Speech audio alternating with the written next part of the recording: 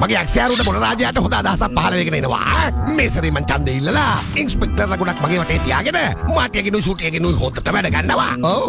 ඊට පස්සේ ඉතින් ජෝකොල්ල රාජ තමයි. චාලොක්කචා ඔයාට මරු අයිඩියාර එන්නේ.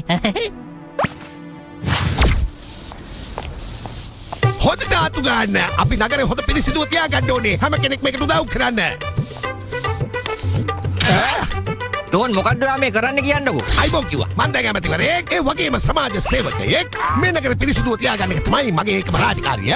අනික හොරදල් කරන්න නෑ මගේ ළඟ. ඒ වගේම මං හෙට ඉඳන් ඉස්කෝලේ විවෘත කරන්න යනවා.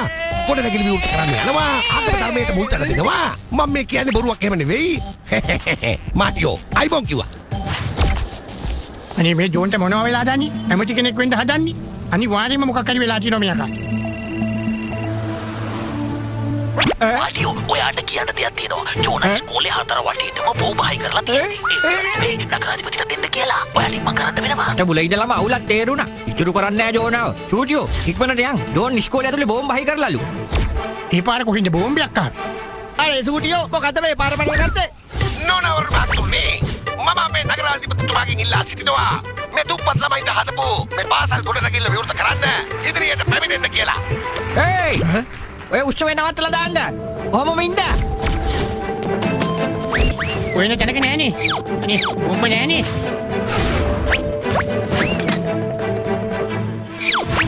අනේ මාටියෝ මොනවද මේ කරන්නේ? කවුරු හරි කෝල් කරලා කිව්වා බෝම්බයක් තියෙනවා කියලා. ඔයා මොඩියා වගේ එක විශ්වාස කළා.